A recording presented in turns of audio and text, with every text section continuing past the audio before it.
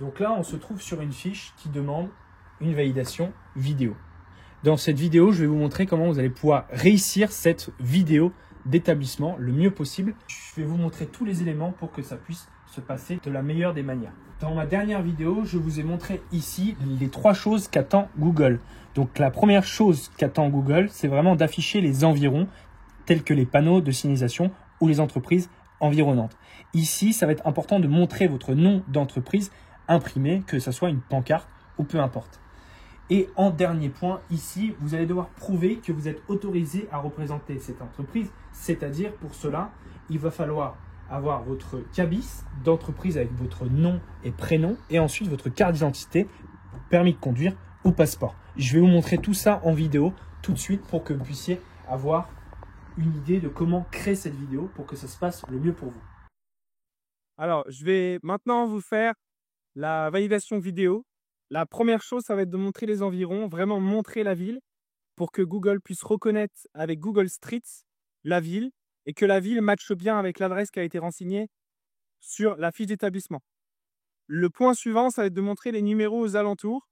Donc, ça peut être les numéros comme celui-ci, le numéro 5, ou ça peut être le nom d'une entreprise. Ici, dans ce cas-là, ça va être West Bureau. Ça peut être aussi d'autres entreprises.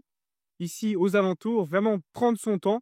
Ici, pour montrer un maximum d'entreprises. Nous, dans notre cas, ça va être cette entreprise qui se trouve juste ici, sur lequel nous allons faire en sorte que la validation vidéo se fasse accepter. Donc, une des choses à faire, c'est de vraiment montrer une pancarte avec le logo de l'entreprise, ici, des idées créa, juste là. On va ensuite aussi rappeler le numéro de l'adresse qui se trouve là. On va ensuite se rapprocher de la boîte aux lettres, ici, pour montrer le nom de la rue qui est juste là. Donc là, cette première étape, ce sont les 2 premières étapes qui nous permettent, numéro 1, de pouvoir aider Google à localiser où se trouve notre entreprise.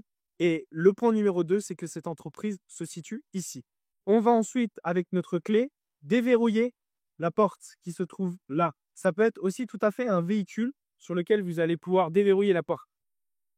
Là, on va l'ouvrir. On montre bien que la clé tourne. Donc là, en entrant dans notre bureau, c'est important de bien préparer la scène en amont pour que ça se passe le mieux possible. Notamment, il est important de montrer votre bureau. L'imprimante ici, c'est votre outil de travail et Google va le détecter et va le voir.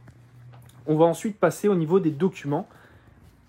Donc, au niveau du premier document que nous avons ici, nous allons montrer toute la partie flyer, votre carte de visite. Ça peut être un petit encart comme ça peut être un flyer, peu importe. Il est important de montrer quelque chose de publicitaire qui représente votre entreprise. Au niveau des documents, on va parler ici directement d'une facture d'électricité avec le nom de votre entreprise qui va se trouver là, votre adresse. Et ça peut tout à fait